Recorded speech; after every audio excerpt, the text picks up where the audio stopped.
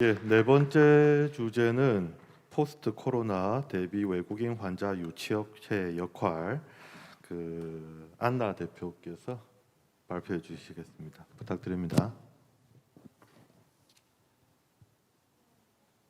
반갑습니다. 포스트 코로나 대비 외국인 환자 유치업체 역할에 대해서 발표하도록 하겠습니다.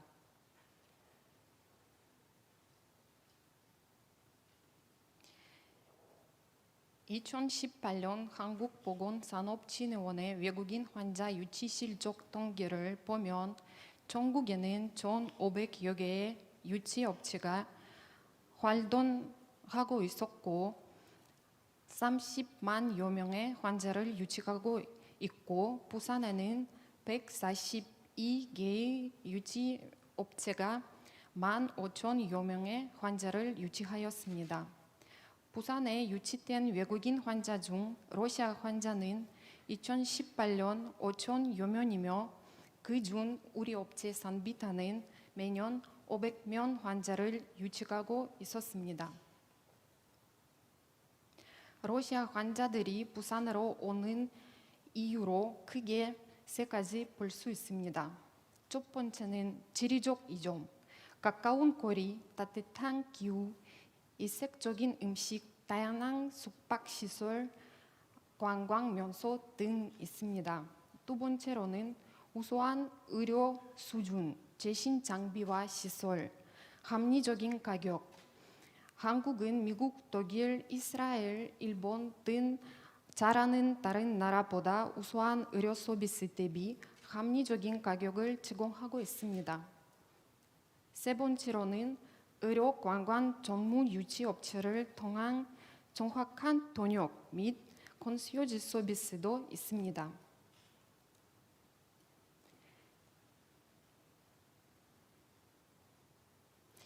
(2020년) 코로나 시대가 도래함으로써 유치업체는 큰 어려움에 맞닥뜨려 있습니다. 먼저 러시아 현지에서 비자 발급이 어렵습니다. 현재 러시아 당국은 신환의 경우 비자를 아예 발급하고 있지 않으며, 중증의 재진 환자의 경우 온라인 비자 신청이 가능하다고 안내해주나 사실상 비자 승인을 입국을 해주지 않고 있습니다. 부산에서 치료를 받으셨던 기존 러시아 환자들은 입국을 기다리다가 러시아 내 다른 도시나 다른 국가에서 치료를 알아보고 있습니다. 두 번째로는 비자 문제뿐만 아니라 부산으로 오는 직항 노선도 막혀 있습니다. 코로나 전에는 세계 항공사에서 블라디보스토크 부산 직항 노선을 주 10회 이상 운항하고 있었으나 현재 10월 23일부터 인천 모스크바행 비행기가 주 1회만 운항하고 있고, 그러나 부산 환자는 95% 이상 다 극동 러시아 지역에 살고 있어 모스크바를 거쳐 16시간 동안 비행기를 타고 오는 것은 시간적, 비용적 부담이 큽니다. 외국인 환자 유치의 가장 큰 걸림돌은 이주 자가 격리입니다. 1박 10만 원 이상 이주 자가 격리 시 140만 원 이상 비용이 들며, 대부분 보호자와 같이 오시는데 2인 동반 격리가 불가능하다고 합니다. 비용적인 부분 이외에도 2주 동안 호텔 직원과 의사소통 어려움, 음식이 맞지 않는 문제 등이 있습니다. 중증 환자의 경우 2주 동안 호텔 방에서 혼자 있는 것이 염려되어 병원 격리실에서 격리하면서 동시에 치료를 원하는 경우가 많습니다. 하지만 국내 의료진의 동의를 얻기 어렵습니다. 2019년에 저희 산비타 부산에 유치한 환자는 569명이었으나 올해 3월달 전에 입국한 환자 수는 29명밖에 없습니다. 3월달 이후 환자 한 명도 입국하지 못했습니다. 이는 비단 상비타의 일만이 아닙니다. 뼈에서 보시다시피 이미 폐업 신고를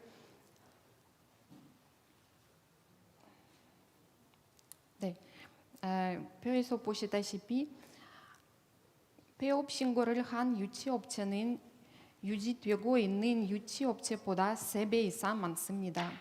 지속되는 코로나 상황에서 경험과 현지 네트워크를 가진 유치업체들이 사라지고 있습니다. 코로나 이후 부산에서 치료를 원하는 러시아 환자가 오더라도 경험 없는 전문 유치업체들이 사라져 전문 통역 및 서비스에 대한 만족도가 떨어지는 문제가 발생할 것으로 예상합니다.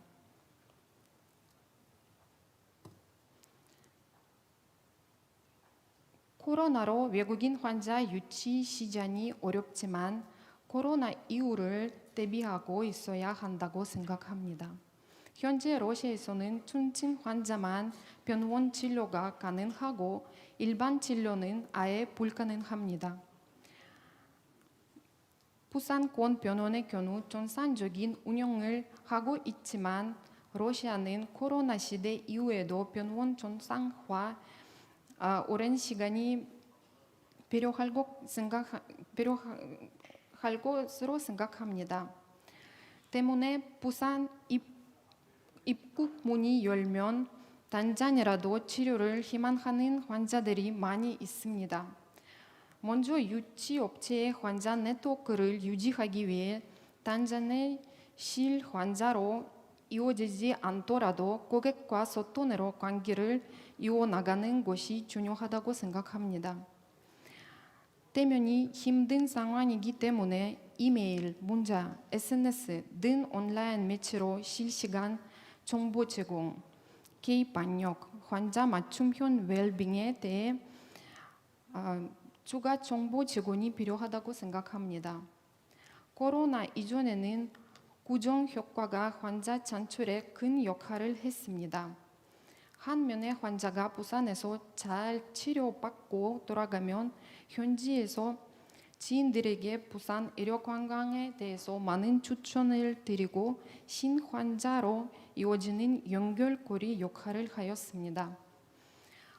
코로나 이후에는 비대면 매체를 활용한 홍보 채널의 다양화가 필요합니다. 정부기관, 지자체, 협력 의료기관의 파트너십을 이용하여 새로운 기술을 홍보하는 것이 필요합니다. 온택트 시대에 맞춰 원격치료가 이슈화되고 있으나 원격치료는 신뢰할 수 없는 현지 데이터, 정확한 진단 및 환자 상태 확인 불가능, 치료 및 시술, 약 처방 불가능하다는 점에서 수익성이 나지 않고 단기적인 행사뿐이라고 생각합니다.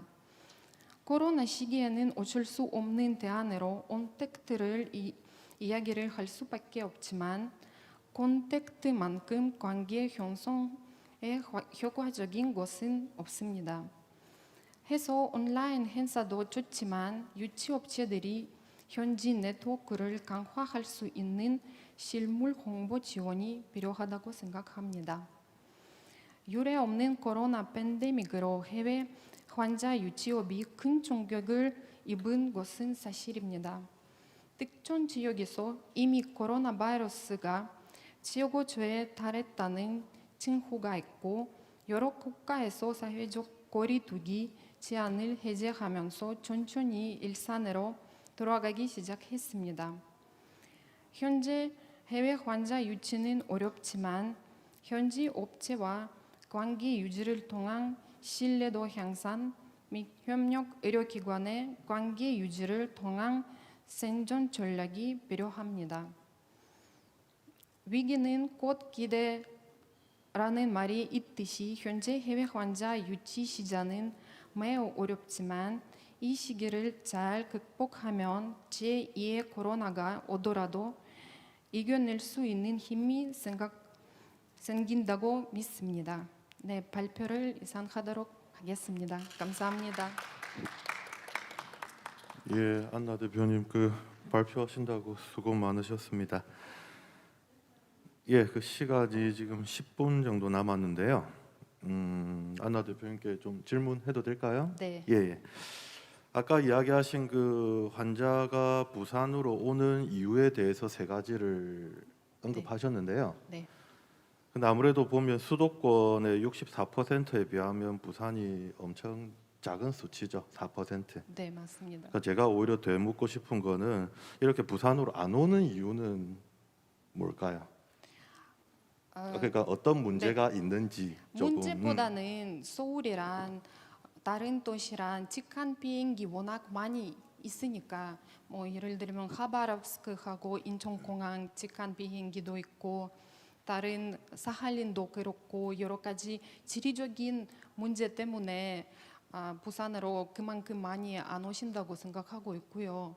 그래서 부산 특별히 문제 있는 거 아니고 그냥 서울이 워낙 발달이 잘 되어 있으니까 특히 노선이 많이 있기 때문에 환자분들은 그쪽으로 더 많이 오신다고 생각하고 있습니다.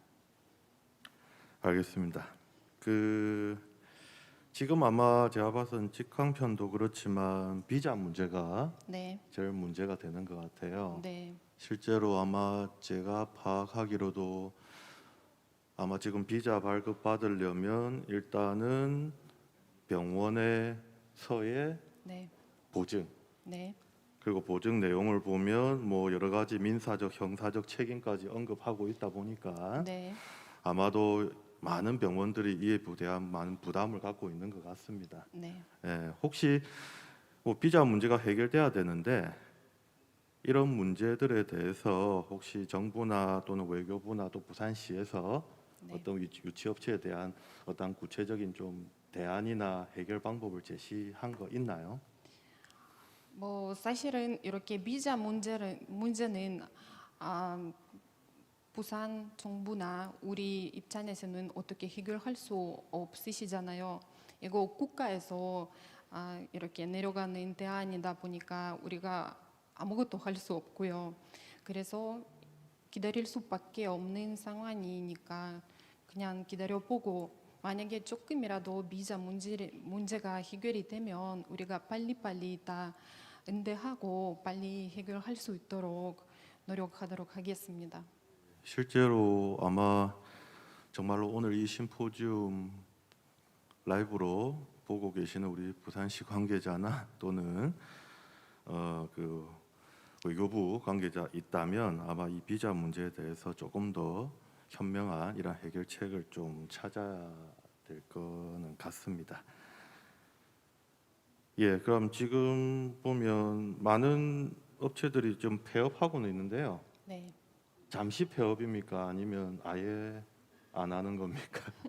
저도 확실하게 모르겠지만 왜냐하면 이거 통계로 나오는 그 수치니까 제 생각으로는 만약에 유지만 할 수 있으면 나중에 코로나 다 지나고 나서 다 빨리 회복이 될 수 있긴 있어요. 근데 문제가 뭐냐면 전문적인 그 통역사들이 만약에 지금 당장 일이 없으면 다른 분야로 빨리빨리 다 가거든요. 우리도 같은 상황이니까 지금 다른 조금 분야를 보고 있어요. 왜냐하면 살아야 되잖아요. 그래서 나중에 만약에 다른 분야로 넘어가고 그쪽에서 수익이 더 많으면 코로나 이후에 다시 못 들어와요. 안 들어와요. 그래서 그분들 위해서 지금 조금 도와줘야 될 것 같고 변호원 측도 조금 이런 부분에 대해서 잘 생각해 주셨으면 좋겠고 예를 들면 지금 변호원에서 여러 가지 시술이라든지 수술 돈이서 있지 않습니까? 그것 다 한글로 아니면 원어로 되어 있고 근데 러시아 환자분이 오실 때 그거는 러시아 말로 번역되지 않으니까 통역사 직접 이렇게 말로 통역하니까 오류가 생길 수도 있고 혹시나 문제가 생기면 나중에 서류가 제대로 번역되지 않다. 근데 사인했는데 어떻게?